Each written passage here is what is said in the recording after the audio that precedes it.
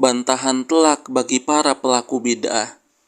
Ketika ahlul bid'ah dinasihati agar jangan melakukan bid'ah, mereka akan mengatakan, ini kan baik, kenapa Anda melarang orang yang berbuat baik? Mengapa pelaku bid'ah sulit bertobat?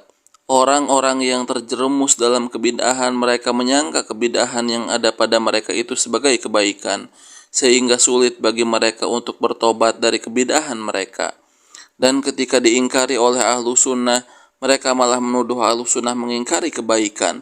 Misalnya, orang-orang yang melakukan zikir-zikir bid'ah, ketika dinasihati mereka malah mengatakan, mengapa kalian mengingkari zikir? Apakah kalian benci dengan zikir? Orang-orang yang membaca solawat bid'ah, ketika dinasihati mereka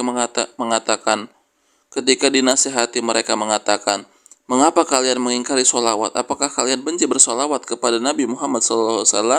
Dan seterusnya. Nasihat ulama tentang pelaku bid'ah. Perhatikan nasihat Sa'id bin Musayyab rahimahullah berikut ini.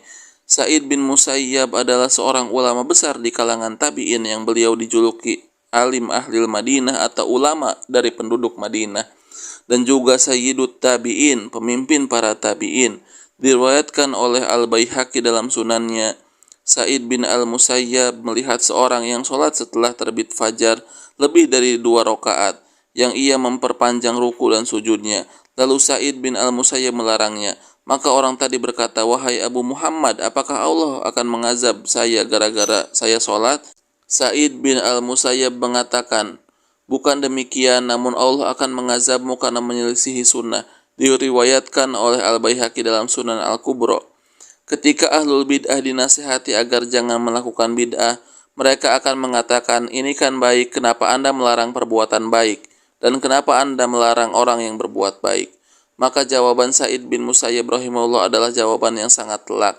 Yang dilarang bukan ibadahnya, namun bagian dari ibadah tersebut, baik penetapannya, tata caranya, pengkhususan waktu atau tempatnya, jumlah bilangannya, dan semisalnya yang tidak ada tuntunannya dari sunnah Rasulullah SAW. Syekh Muhammad Nasruddin Albani rahimahullah mengomentari riwayat ini dengan mengatakan, ini merupakan di antara jawaban yang sangat telak dari Sa'id bin Al-Musayyab, dan ini juga merupakan senjata bagi para ahlul bid'ah yang mereka menganggap baik banyak sekali perbuatan bid'ah, dengan mengatakan bahwa yang mereka lakukan itu adalah zikir, sholat, dan yang lainnya. Kemudian mereka malah mengingkari ahlu sunnah yang mengingkari bid'ah mereka, dengan mengesankan bahwa ahlu sunnah mengingkari zikir dan sholat. Padahal yang diingkari oleh ahlu sunnah adalah penentangan mereka terhadap sunnah dalam zikir dan sholat serta ibadah yang lainnya. Para sahabat Nabi mengingkari amalan bid'ah. Demikian pula para sahabat Nabi ridwanullahu alaihim jami'an. Mereka mengingkari orang yang melakukan ibadah jika disertai kebid'ahan, walaupun niatnya baik dan bentuknya adalah ibadah. Abdullah bin Mas'ud radhiyallahu anhu, beliau mengingkari orang-orang yang berzikir secara berjamaah di masjid. Dikisahkan oleh Abu Musa al-Asy'ari radhiyallahu anhu. Abu Musa al-Asy'ari berkata, aku melihat di masjid ada beberapa orang yang duduk membuat halakoh sambil menunggu sholat. Setiap halakoh ada seorang pemimpin yang memegangi kerikil. Kemudian ia berkata, bertakbirlah 100 kali.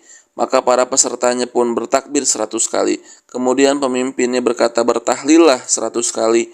Maka para pesertanya pun bertahlil 100 kali. Kemudian pemimpinnya berkata, bertasbihlah 100 kali. Maka para pesertanya pun bertasbih 100 kali. Ibnu Mas'ud berkata, lalu apa yang engkau katakan kepada mereka, wahai Abu Musa? Abu Musa menjawab, aku tidak katakan apapun karena menunggu pandanganmu, wahai Ibnu Mas'ud. Lalu Ibnu Mas'ud berkata, mengapa tidak engkau katakan saja pada mereka, hitunglah keburukan-keburukan kalian saja, maka aku jamin kebaikan-kebaikan kalian tidak akan disia-siakan sama sekali. Kemudian Ibnu Mas'ud pergi dan kami pun pergi bersama beliau. Sampai pada suatu hari Ibnu Mas'ud mendapati sendiri halakoh tersebut. Lalu beliau pun berdiri di hadapan mereka. Ibnu Mas'ud berkata, apa yang kalian lakukan ini? Mereka menjawab, wahai Abu Abdurrahman, ini adalah kerikil untuk menghitung takbir, tahlil, dan tasbih. Ibnu Mas'ud berkata, hitunglah keburukan-keburukan kalian saja, maka aku jamin kebaikan-kebaikan kalian tidak akan disia-siakan sama sekali. Wahai umat Muhammad, betapa cepatnya kalian binasa. Demi Allah, yang kalian lakukan ini adalah ajaran agama yang lebih baik dari ajaran Muhammad, atau kalian sedang membuka pintu kesesatan? Mereka mengatakan, wahai Abu Abdurrahman, kami tidak menginginkan apa-apa kecuali kebaikan. Ibnu Mas'ud menjawab, betapa banyak orang yang menginginkan kebaikan namun tidak mendapatkannya. Sesungguhnya Rasulullah mengatakan kepada kami tentang suatu kaum yang mereka membaca Al-Quran, akan tetapi bacaan mereka tidak melewati tenggorokan mereka. Demi Allah, saya tidak tahu, bisa jadi kebanyakan mereka adalah dari kalian. Kemudian Ibnu Mas'ud meninggalkan mereka. Amr bin Salamah berkata, kami melihat kebanyakan orang-orang yang ada di halakoh itu adalah orang-orang yang ikut melawan kami di barisan Khawarij pada perang Nahrawan.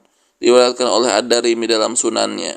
Lihatlah, Abdullah bin Mas'ud radhiyallahu anhu mengingkari orang-orang yang berzikir, namun zikir mereka dengan tata cara yang bid'ah. Apakah kita akan menuduh Ibnu Mas'ud melarang seorang yang berzikir? Tentu tidak, karena yang beliau ingkari bukan ibadah zikir tersebut, namun zikir yang disertai dengan kebid'ahan. Maka kebid'ahan tetaplah buruk walaupun dinamakan sebagai ibadah atau zikir atau sholawat atau doa atau sebutan-sebutan baik lainnya. Abdullah bin Umar radhiyallahu anhu mengatakan setiap kebid'ahan itu sesat walaupun manusia menganggapnya baik. Diriwayatkan oleh Ibnu Battah dalam Al-Ibanah. Allahu a'lam. Semoga apa yang telah kita saksikan tadi meneguhkan hati kita untuk terus berjalan di atas manhaj salafus soleh atau manhajnya para sahabat radhiyallahu anhum ajmain.